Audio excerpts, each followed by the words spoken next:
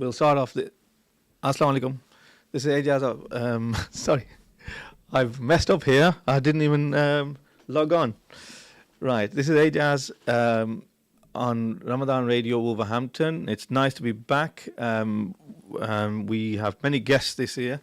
I believe we will be covering family law in another show. Today we will be covering immigration law, and we'll be doing some disputes as well, maybe some neighbour disputes, etc. That's often a issue that we have to cover because a lot of people tend to argue with neighbours.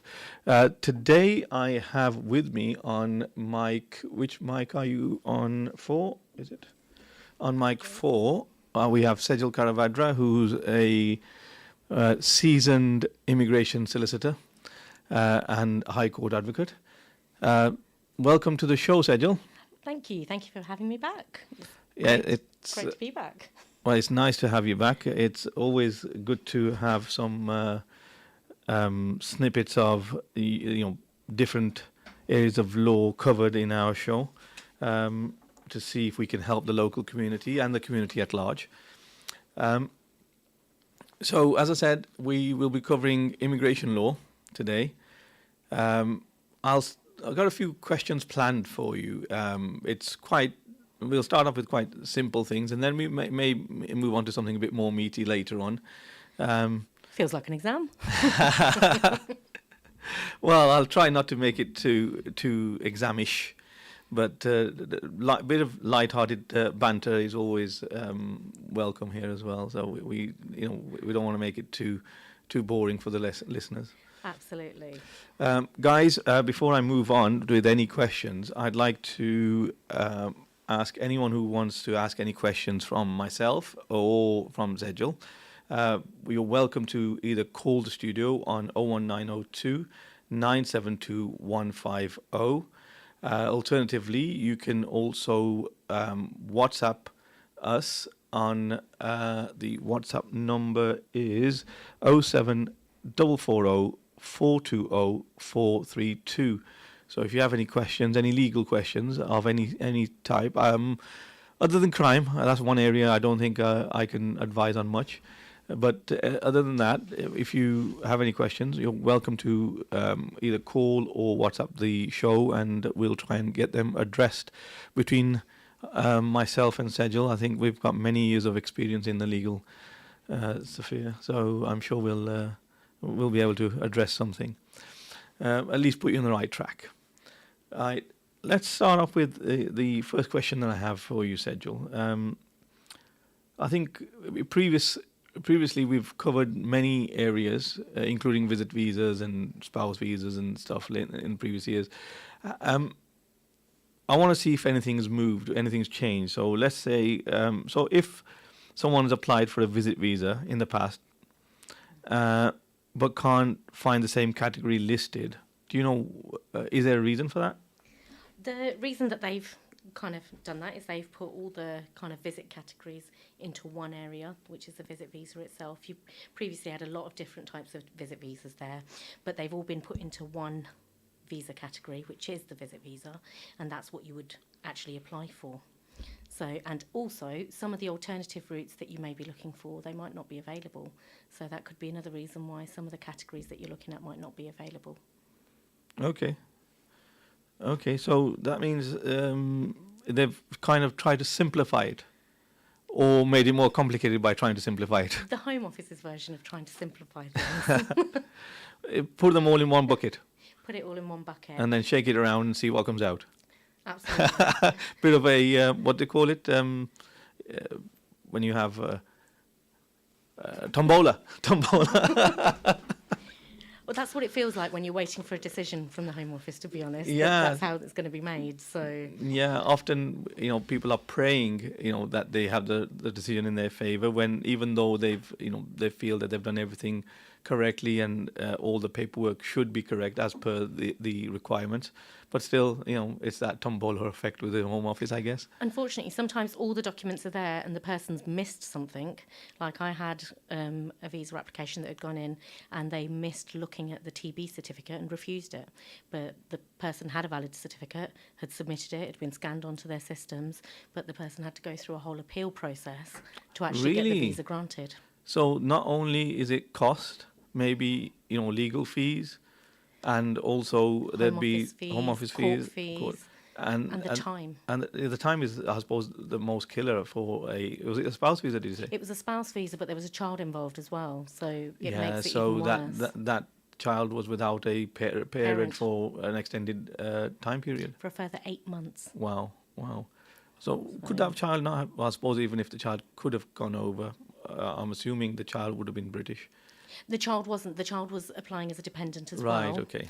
So both the visas were connected. Yeah. Sorry, I'm questioning you. You are. I shouldn't be questioning you here. I should be questioning you in the office, not here.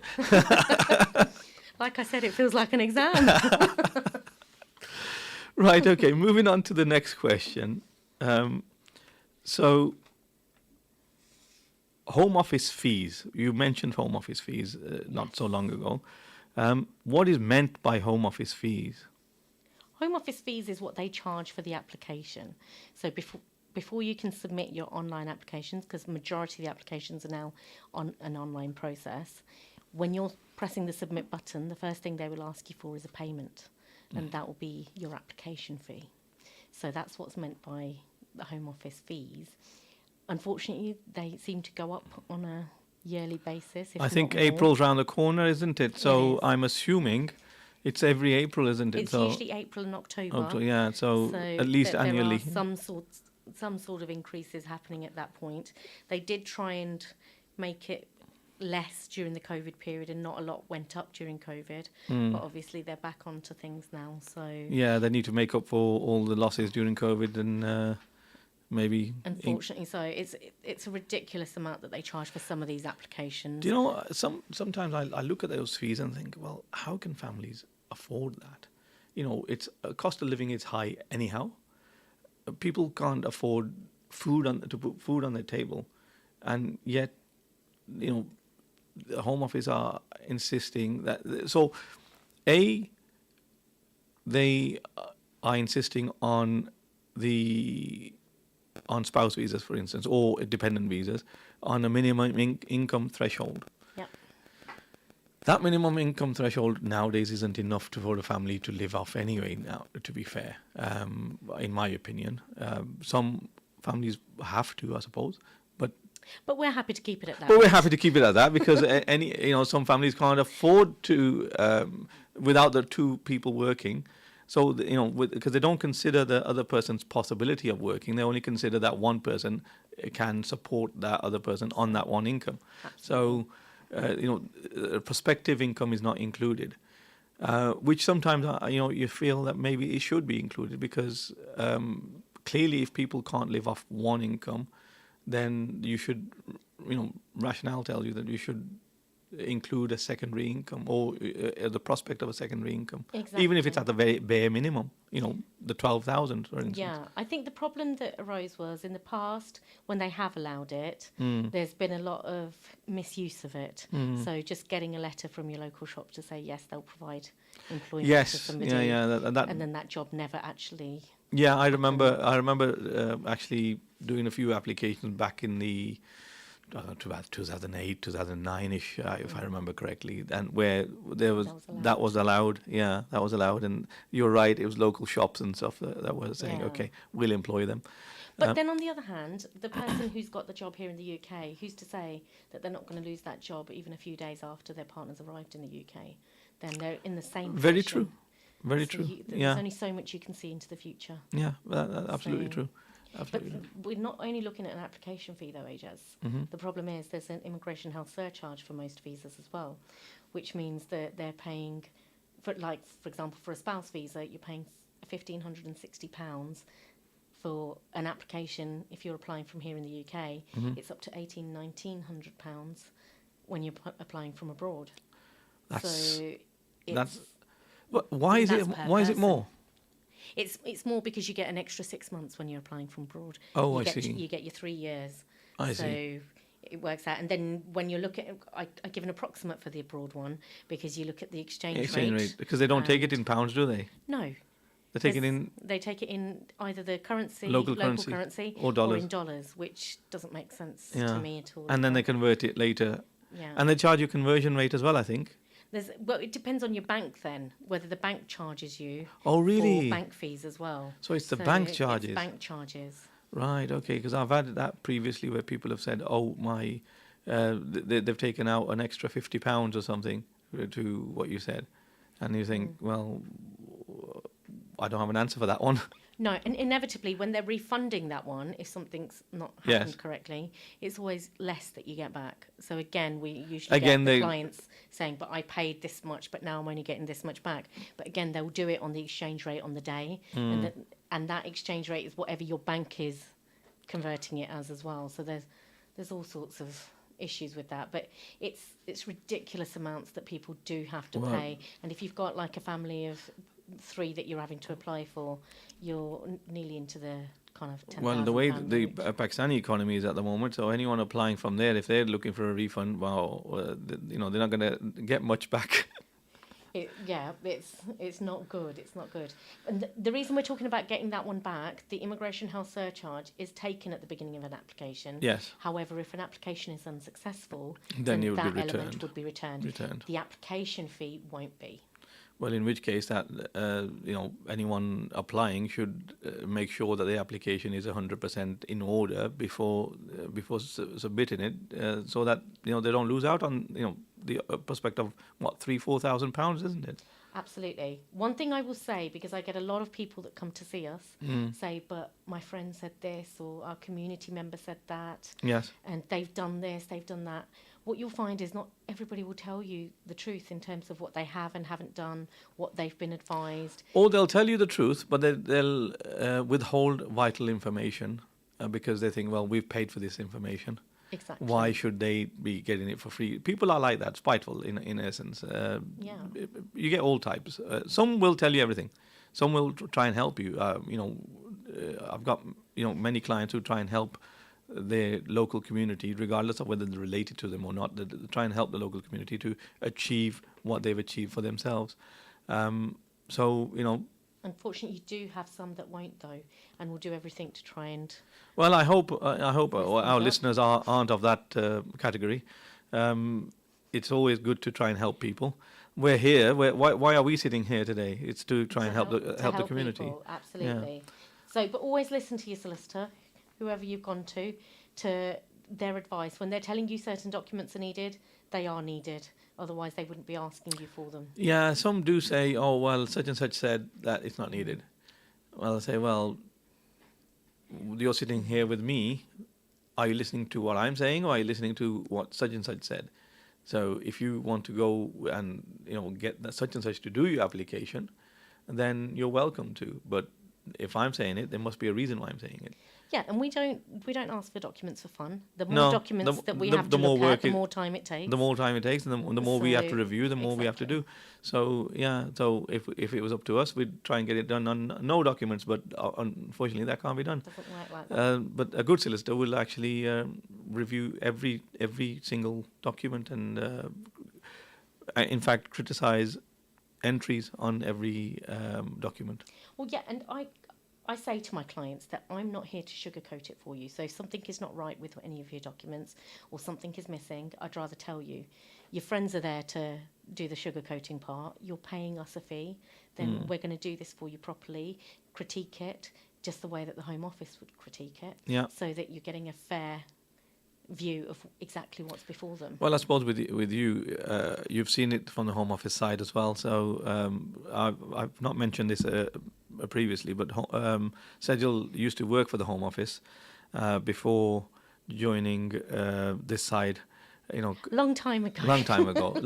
In fact, you've been with our firm for 10 years. You mentioned nearly 10 years. Yes, that's quite an achievement. You've been there as long as I have. So nearly, yes. Nearly, yeah. You've been there as long as you. Actually, with Kenneth Jones, I have been there. You have, yes, exactly. Time. Yeah. So. But yeah, I did work for the Home Office, so I do know how they would review things when they're looking at these sorts of applications.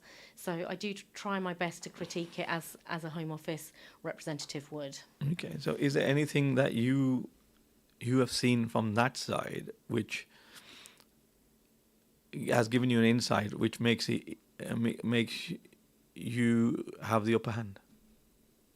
Or is that asking too much? I did sign the Official Secrets Act. There's only so much you can say in public. On radio, yeah. Okay.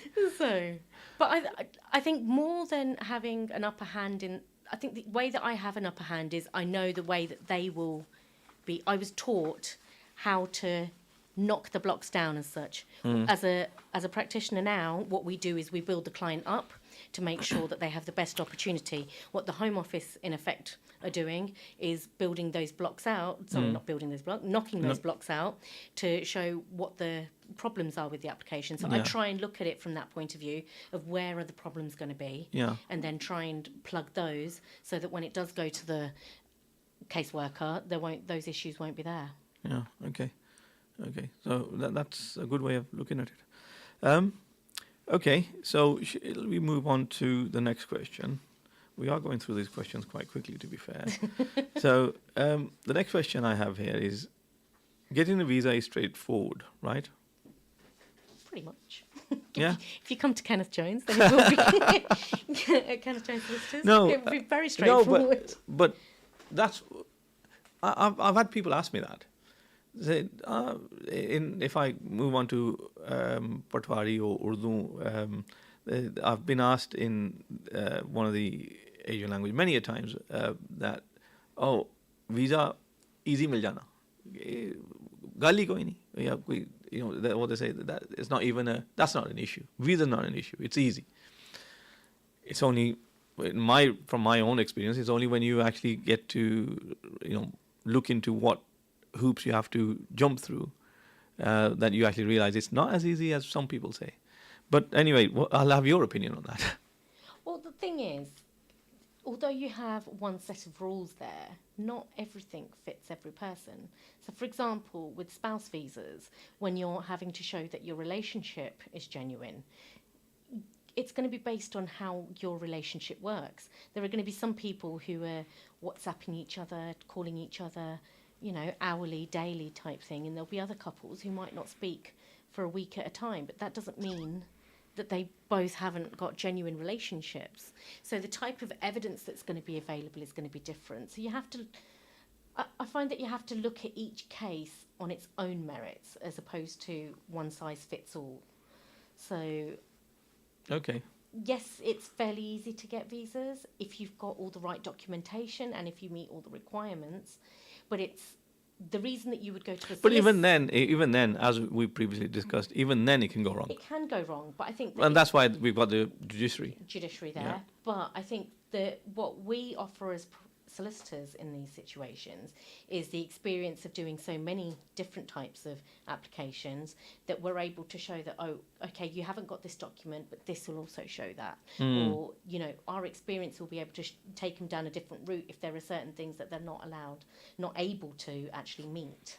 Well, what I've seen with some of your work previously, I've never complimented you on this before, but I'll go on. It's a big day if he's doing this. It's a big day, on the radio. Is that you sometimes do go above and beyond. You've certainly, some of the clients I've seen, you've asked them for certain documents or certain letters from, for instance, families and friends, where even though it's not part of the requirements, but as you said, you're building up all those blocks. In essence, you could also say that you're bubble wrapping. Yes. Bubble wrapping the case. So that if it does fall, it's safe. Yes. So you're putting an extra layer on, so that the Home Office look at that. If there is something missing somewhere, but then this will help in them thinking, right, okay, yes, maybe, but there's plenty here for us to use our own initiative, use our own common sense, so to speak, and allow it on that basis. So yeah, you do a lot of that. Sometimes I would be one of your critics and thinking, why are you doing that? I never said this to you, but many times I've thought, so why are you wasting your time doing that for? Why are you asking the client to do that for? But when you think about it, do you know what it it's is? better to provide more than less. I think that comes from, because I do a lot of court work. You do. So when things have gone wrong and people have come to us at an appeal stage, I find that an appeal stage, if you've got everything bubble wrapped, as you said, Yes. then you're only looking at that one little problem that the Home Office might have picked up on somewhere along the line. Yeah. Whereas if everything's left quite open, then the Home Office can bring up all They'll those pick other up more issues holes as into it. well. Yeah. Yeah. So if you can bubble wrap as much of it as you possibly can, Yes. and put in as much evidence as you can, I think it helps you just in case it does have to go to appeal at some stage. Then the judge can see that all the other documents are there. This one little issue, can we overcome that? And I think that backs it up. So I think it's my court experience that makes me do that more so. Okay. I have another question here for you, but I'm also mindful of the time before we go into the break. I'll leave that question till after the break. But for now, tell me, what's the most type of applications that you're seeing come through nowadays? I think Or you get your usual. in numbers. You get your usual, which is your spouse applications, Yes. and fiance applications. You get those. Have you not noticed that more people are getting, I used to see a lot from the Asian subcontinent, but now I'm even seeing Asians, but marrying from, you've seen America, Peru, and, Absolutely. the South American countries, A lot of etc. African countries are coming. Oh yeah, of course. Morocco's a big one nowadays, isn't it? Yeah, our younger generation like to frequent Agadir and Marrakesh and exotic places such as that. So it's inevitable that they'll meet somebody there. Yes. So yeah, we get a lot of those. But I think what's happening now is, since Brexit, there's a labour shortage in terms of people being able to come in. So we're getting a lot of people come in who are looking to put sponsorship licenses in so that they're able to actually sponsor people from abroad to come and work in their companies, because they're not able to get local people to fulfill those roles. So we're doing a lot of business applications at the moment and sponsorship applications. Which is actually something I was going to touch upon later, because I've already had a message from someone who's asked me to address something similar to that. So we'll come back to that after the break. For now, guys, if anyone has any questions, please feel free to call the studio on 01902 972 150. You can alternatively WhatsApp us on 07440 420 432, and we'll be happy to answer your questions. We'll come back to you and see you after the break, inshallah.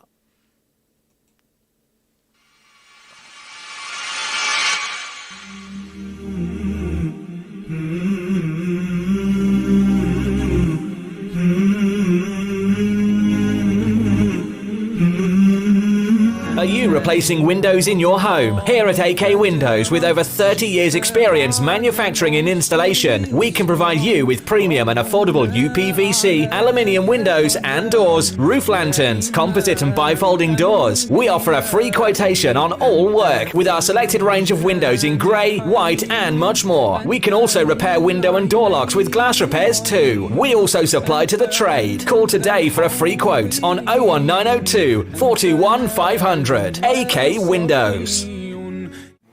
Are you looking for a new challenge? A chance to be your own boss? Becoming a driving instructor is a lot easier than you think. Bespoke training is provided and franchise opportunities with guaranteed results. Or are you looking to get a full driving license? Well, look no further. For a complete package from translated theory classes to driving ability, securing your freedom to the future. Contact us today by calling Ash's Driving School on 07402 362 717. Wolverhampton and surrounding areas. Follow us on Facebook and Instagram. Learn by taking the right turn.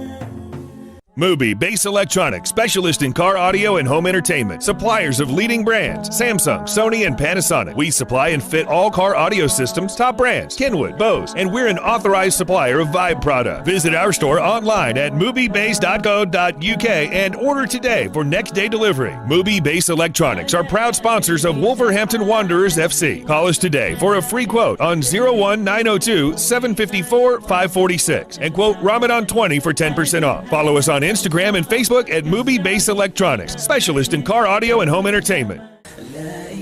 Little Dessert Shop, UK's leading dessert franchise, continues to deliver happiness in Wolverhampton. Order from Just Eat, Uber Eats and Deliveroo. Visit us at littledessertshop.co.uk and contact your nearest branch. From all at Little Dessert Shop, we wish you a blessed Ramadan and a happy Eid.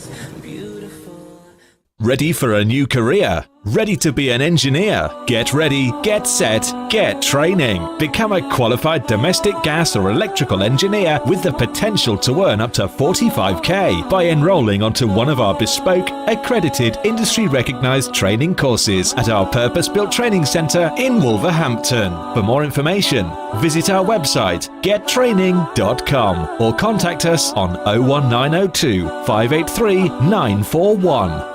It's mega deal time right now at Salsa Grill. Any size pizza, a buy one, get one free, with free medium fries. Any curries with 4 roti, just $6.99. Any single burger meal, just $3.50. Masala fish with fries or a naan, only $4.50. It's all here and much more at Salsa Grill, 27 Broad Street, Wolverhampton. Order on Wolverhampton 312 314 or online through Just Eat, Uber Eats or by searching Salsa Grill Wolverhampton. Mina Bazaar, one of the UK's biggest collections of Asian bridal wear and fashion. Established for over 25 years, we're now showcasing and taking orders for our brand new catalogue. We have Mina Bazaar's men's bridal wear. We'll be stocking the very best in groom sherwani, fashion kurta and waistcoats. Book an appointment today and get 15% off during Ramadan at Mina Bazaar, 184 Ladypool Road, Birmingham, B12 8JS by calling us on 07970 265 956. Spice up your iftar with traditional spices and flavours from Indus. We go to great lengths to source only the best in Far Eastern flavours, with a wide range of spices, pulses, lentils and essentials for your kitchen cupboards. From our hot chili powder to our range of beans and pulses. Find our range in leading local supermarkets and retailers. Indus, the world's finest foods.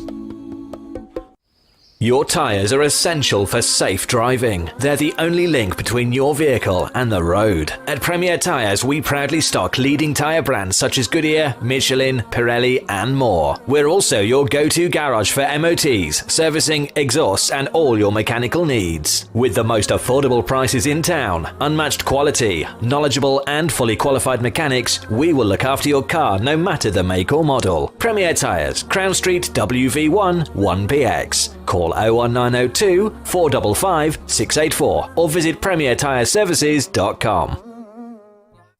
Every Ramadan, many around the world remain hopeful of your zakat and sadaqah, to see them through their toughest days.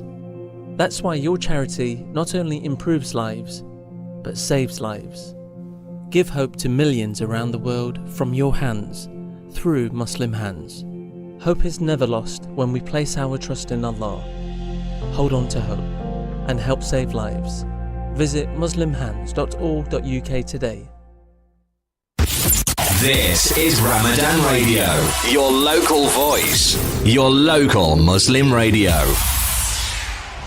Go to ramadanradiowolves.com and donate to your local mosque.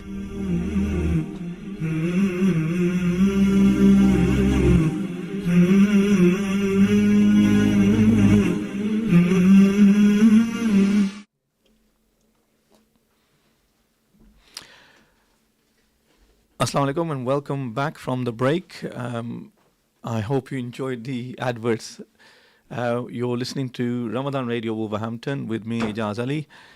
With me, I have Sejal Karavadra, and we were covering immigration law for the last half an hour. We have, I think, 23 minutes of the show left, which we will continue with immigration law.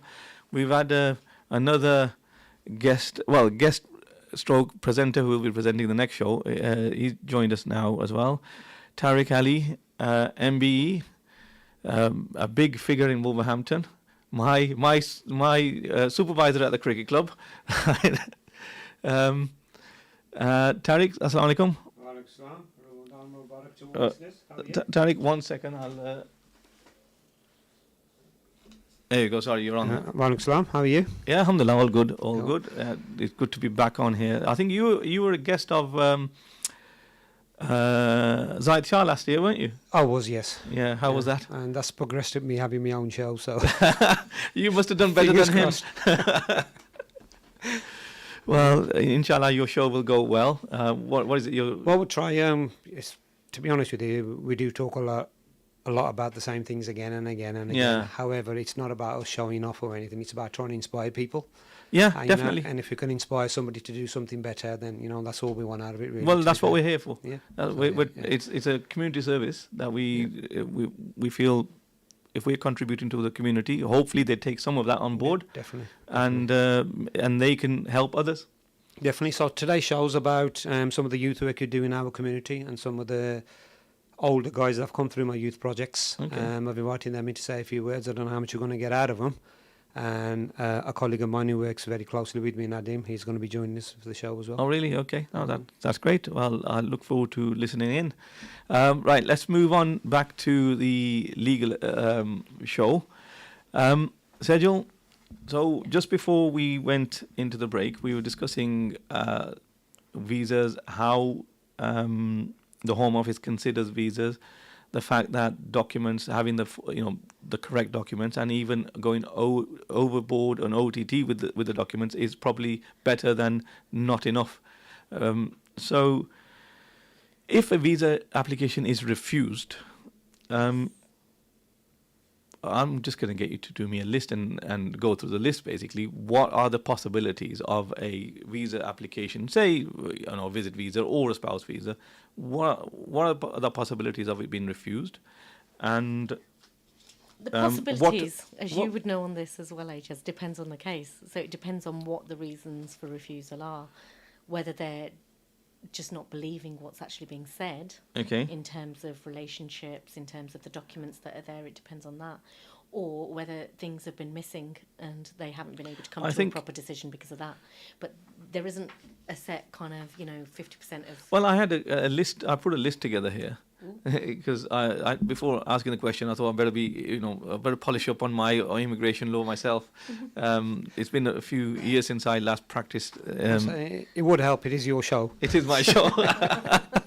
No, but when you have an expert on, then you don't necessarily want to overshadow their knowledge. But on this occasion... Or he doesn't want to look into it. Delegation. Delegation, yeah. I'm a king of delegation, to be fair, whether it's at home or at the office. To be fair, he is the boss, and he is the one who I'm never has wrong. delegated immigration. Well, to me, so. you can delegate if you're the boss, I guess. So yeah. Absolutely. I'm never wrong. Just one question before you took in. I thought, and I might be wrong, I'm not up to date with my immigration law, but I thought there was no right of appeal for spouse visa. There is a right of appeal for spouse visas. There's no right of appeal for visit visas. visas. Cool. Well, you say that, however... Judicial review. The judicial review. Judicial review. The only right you do have is on, correct me if I'm wrong, human rights, but on a visit visa, what human rights do you have? I suppose if someone's dying here...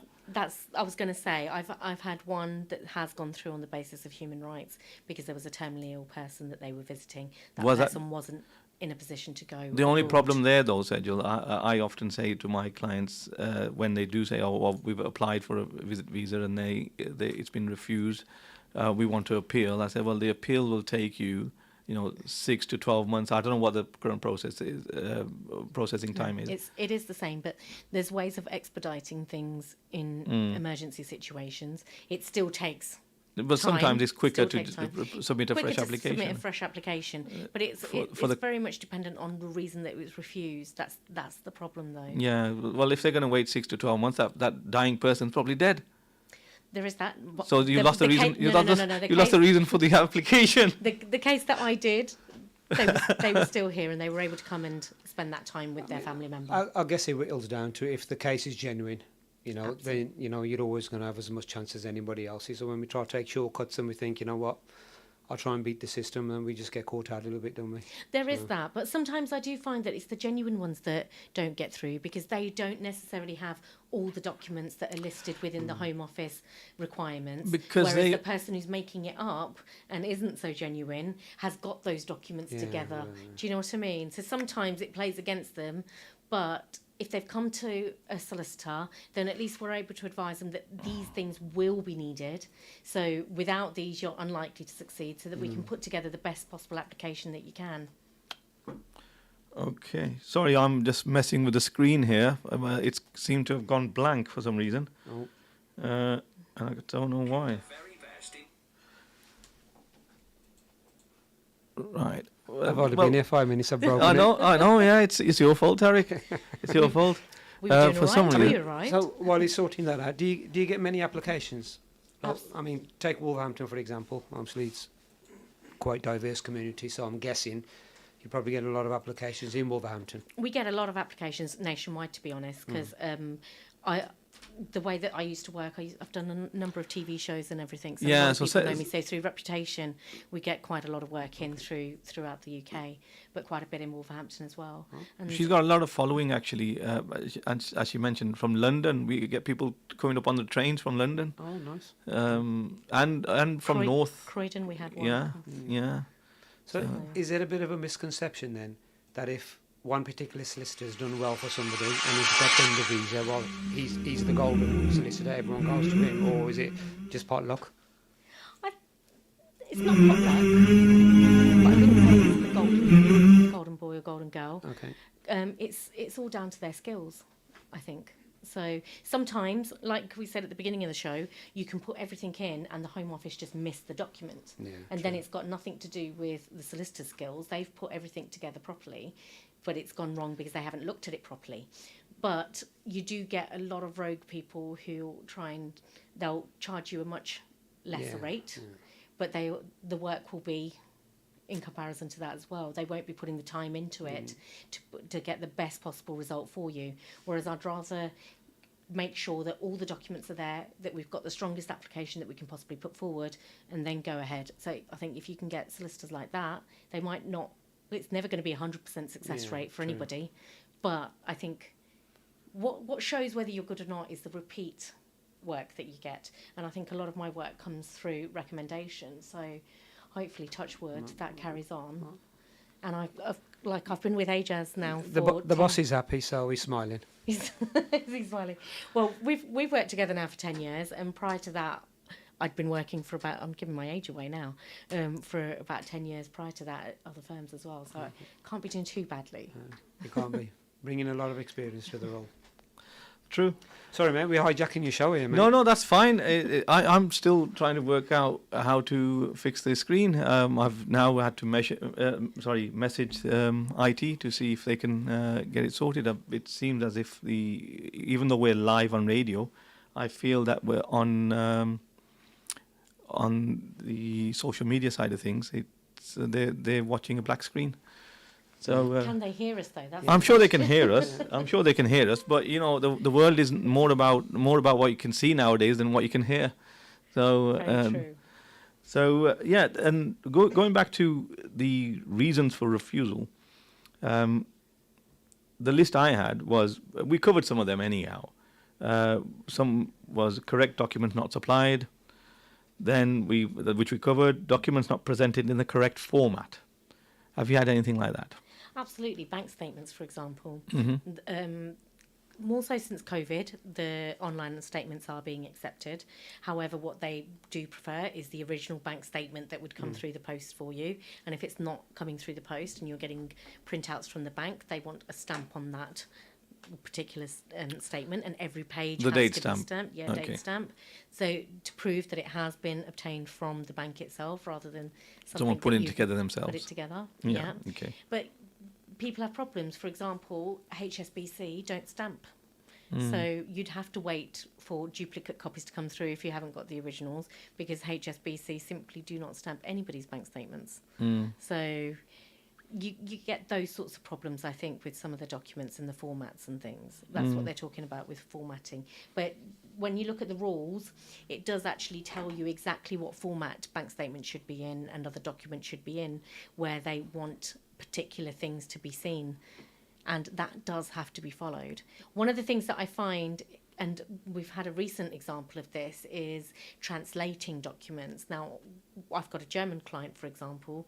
Their bank statements are in German, but you can tell exactly what each thing is because of the way that it's all set out. And they're like, am I going to have to get all these translated?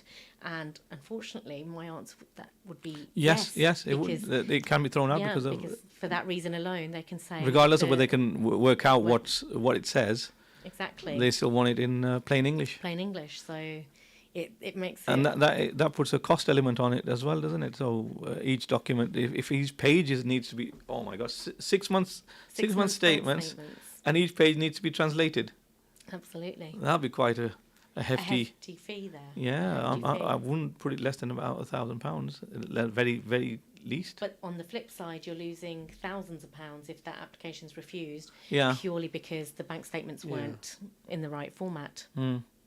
Yeah, It's like, I guess you get one go at it, and so you want to do it right the first time, because if you get it the first time, that is the easiest way. Once you get past that and it's refused, then it gets a bit complicated, doesn't it? It's a valid point you raised there, actually, Tariq. Having it right the first time is vital, in my opinion, because if you get it wrong the first time, or if the Home Office perceive it to be wrong, the next time, not only have you got to put together your bundle as it should be, you also have to address the issues that they raised in that one. So you have to go that extra mile and then hope that they believe what you've said. Sorry, correct me if I'm wrong. No, that's absolutely right. And I think that usually happens in cases where people have done it themselves, for example, thinking that, yes, it's quite easy to get a visa. We just need to follow X, Y, and Z. It doesn't always happen like that. And when it's gone wrong and when something's been questioned, it's much harder to convince the Home Office that, no, that perception you had before was incorrect and this is the correct perception. And it'll end up costing you more money down the line, I feel. People do try. Well, you can't blame them to try and save a few pounds, because they're spending £3,000-4,000 on an application, and you can't blame them to say, well, why should I pay a solicitor another £1,000 or whatever it is that they're charging. Money's tight nowadays anyhow, so you can't blame them. But what I feel that some people do, which I feel they shouldn't, is instead of they're trying to save money by going to someone who's not a lawyer, but who's previously probably had an application, their own application, and by some miracle it got through. So they think he can do his, he can do mine. Situation may be completely different, but just because he's done his doesn't mean he can do yours. And he's going to put more effort into his own because it affects his own life. Yeah, that's true. That's true. So that's just human nature. That's not somebody. Yeah, if someone comes to you for a freebie, are you going to spend the same amount of time on something as you would on your own personal stuff? Yeah, good question, to be fair. So further, the other things I'd listed was specified evidence missing. Again, you got to make sure everything's in there. I also had following advice from family and friends. So everything we've really discussed. So it's all, we've kind of discussed it all. Saving money on cheap advice. That again, I had already, we've already gone through that. But sometimes it's, like I said, yes, money is tight for people at the moment. But if it's going to end up costing you more, For example, we had a client that had got to the stage of applying for indefinite leave to remain, so, you know, kind of the final stages, but they thought they didn't need to do that and they could apply for a British Nationality, Yeah, okay. nationality straight away. And they couldn't. They put that application in instead. Yeah. So that got refused because they didn't meet the requirements. This person's become an overstayer in the meantime. And, you know, they've got kids here. Now they're trying to get it sorted, but potentially they could be put on a 10-year route and it could take 10 years longer. So even if they don't use a solicitor for those applications, that's 10 years worth of application fees that they'll have to put in. Mm-hmm. Yeah. So I'm right in saying, so originally you get a 2.5-year visa. Yeah. Once you meet the requirements, is it still 18,500, 18,600? 18,600. 2.5 years later, you get another 2.5 extension, years. 2.5 years. Yeah. Then you become a British subject, No. and then you can No. apply for indefinite leave. No? No, it's the 2.5 years, further 2.5 years. Yeah. Then you become a permanent resident, so Okay. the indefinite leave to remain. Once you've held that for, well, actually, if you've done it on a spouse basis, you I was can going to say, apply depending on straight what away. basis it Depending is. on what basis you got it. But if you got it as a spouse, then you can apply for British citizenship straight away. Okay, so yeah. And then obviously if that fails along the way and you've got children, then you can go on the 10-year route, can't you? Which costs Yes. a lot more Potentially, money. yes, Yes. but it costs a lot more. Well, every 2.5 years you've got to renew. And it's not automatic that just because you have children, they will definitely grant you. You get lots of hurdles that you're going to have to get over to be granted. I think some people think that if I've got a child, then it's you know done and dusted, but it doesn't quite work like that. And we've got to remember they're tightening up on a daily basis. It seems. Yeah, it just seems unfair. I mean, yes, coming for a visit and you don't get it's one thing, but if you're married to someone and your loved one and you've got children here and stuff, and then, 5 years is a long time. You could lose your job, circumstances change, current credit crunch, Yeah. firms gone bust, and, it's not easy. But the Home Office don't look at it like that. It's a tick box exercise for them. It is. Yeah, that's what they have, isn't it? It They is. have a sheet with tick, tick, tick, tick. But do you know what? One thing I always say to my clients, when an application has been refused and you go to appeal, there's two options. You can have a paper appeal or you can go personally and have it orally done. I always say go for the oral version because Definitely. a paper appeal, you're in the same position again. You're going to Exactly, get a person who's just going to look at paperwork. Whereas if you go to the hearing, the judge sees you, they see the human side of things, then it does make a difference. It does make it does. It Huge does. difference. Yeah, I agree completely. Right, we're short on time, but what we'll do, I wanted to quickly mention the question that I had. We've got Khalid here now trying to fix my my screen for me. I'm not sure what happened, Khalid. I didn't touch anything, I promise. I've been nowhere near Trust it me, yet. trust me, I'm a lawyer. Right. You can never be trusted. Never be trusted. Right, okay, thank you. There we are. It's something to do with the Zoom, is it? When you switch a button off, then you can't be helped, can you? Did I switch something off? Something came up on here saying Yeah, you logged out. And I moved it away. We'll just blame him. Right, blame me. Right, nice to be back on screen now. Right, so the question I was asked was in relation to. I discussed this with you a bit earlier. Charity workers. Charity worker, yes. So someone messaged me and say, "Bhai, roshni dale is pe," and to do with charity worker visas. Okay. So, what do you know about charity worker visas, Sejal? It's you can apply on a base. It's a temporary work visa. Yes. So it's kind of the tier 5 element of it. You can apply on the basis that you're here to do unpaid voluntary work. It's not that you're going to get paid to do Yeah. it, but it would be on a temporary basis. But you And need to be sponsored you by need a to be charity over here. Yes, and they must have a sponsorship license. And I guess the charity has to say why they need this particular individual to work for their Well- charity, well, because there'll when- be so many local people available to do to- the same yeah, job. Absolutely. Whenever they're To be fair, issuing- my understanding is that this is quite a, can I say, easy route for people at the moment, because it's the most allowed route at the moment. That and also the other route that which I'm not sure whether the exploit is the right word to use, but the people are definitely making use of more Shall we nowadays. call it a loophole? A loophole, yes, is either charity worker visas or care homes. So care homes are desperate for workers at the moment, and the government understands this, and therefore, again, you need a license. If a care home has a license, they can employ from abroad, and there's a lot of people coming over from the Asian subcontinent on as care workers for care homes. So The difference between the two is that obviously with the charity one, it's an temporary. unpaid, it's temporary and it's unpaid. Unpaid, the yes. The Care home, visas yeah. can eventually lead With the to- charity one, you need to show also that you have enough money to support yourself whilst you're here. And I can't remember exactly how much it was because it's around I think £1,000 or something. £1,270. Yeah. You need to have in savings for you to use over here. So I think it's only what is it for a month? That's for 1 month. 1 month visa.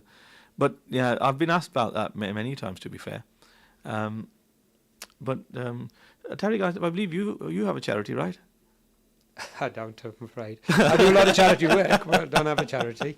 But just talking about visas, I mean, you think it gets easier. I mean, I'm quite heavily involved in cricket, so there's not a lot of international cricketers, first-class cricketers that come over and play in this country a lot, and it's exactly the same. I mean, we start the process back in October, September, even at times, to try and get them here for April. And it's just one thing after another. It's the Home Office want this, the ECB want this, they want this, and it's just so much red tape. It's so much red tape. And most of these will come play 6 months of cricket and they'll go back because they've got lives back in Pakistan or Bangladesh or wherever they come from. And the problem is, politically, they tighten up all these things and there's more bureaucracy because they think that's what the public want to see. But the real problem that they have with immigration is the illegal stuff. Yeah. And that's not affected by any of these people who are coming legitimately under the rules. But to show that they're trying to do something, they tighten up all these other areas. I think there needs to be a bit more of a balance. Politics, eh? Unfortunately so. Absolutely. Right. So any other types of visas which are commonly you've been asked for? What about the work visas? You know, the what do you call them now? The investor visas. Are they still around? The actual. Before we talk about investor, the innovator visa. That's the main one. The startup visa's actually been done away with, and when we come into, I think from the 13th of April, there's new rules that have come in, and they've done away with the £50 investment that you used to need to put in, £50,000 investment. Oh, so £50, that's a cheap one, isn't it? you'll have a queue outside the door in a bit. So, I want this £50 visa. But that is a massive incentive now for people who do want to set up business here in the UK because they're not going to have to put the investment in. I think where they need to put their resources into is making sure that they get the business plan right. Obviously, the idea does need to be innovative, but I think that's the way forward with a lot of that is an area that's up and coming. I think now, especially with the startup visa going in, that's the main focus of it. To be fair, nowadays, if anyone asks me about coming over here, I said, well, the future's in the East, mate, not over here. So, but do you think it's changed over the years? Obviously, I'm talking traditionally in the 80s, 90s even, and it sort of fizzled out and less people are going back home to get married in the subcontinent, so to speak. It is. So definitely a lot less. Definitely a lot less. You know, back in the 80s, I don't think anyone got married over here. If they did, it was immediate family. Really, it was. I'm saying from the Asian community, Muslim community, I would say, they all went abroad. But now things have changed. You know, which is good to a certain degree because there's more integration here now as well. Yeah, it's not just that. It's just within your communities, isn't it? I mean, exactly. They've got to fit in, and you come from abroad. It's difficult, you know, getting the right job. Absolutely. Anyway, I'll have to cut you off there. The hour's gone so quickly. We'll see you all next week, inshallah. Allah Hafiz.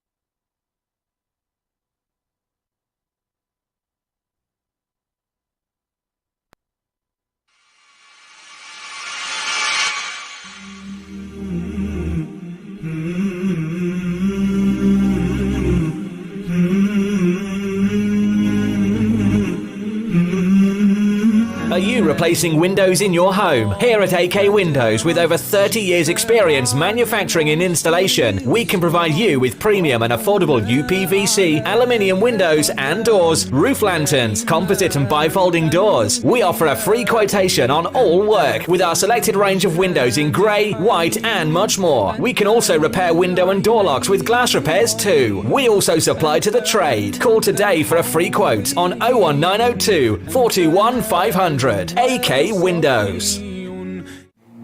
Are you looking for a new challenge? A chance to be your own boss? Becoming a driving instructor is a lot easier than you think. Bespoke training is provided and franchise opportunities with guaranteed results. Or are you looking to get a full driving license? Well, look no further. For a complete package from translated theory classes to driving ability, securing your freedom to the future. Contact us today by calling Ashes Driving School on 07402 362 717. Wolverhampton and surrounding areas. Follow us on Facebook and Instagram. Learn by taking the right turn.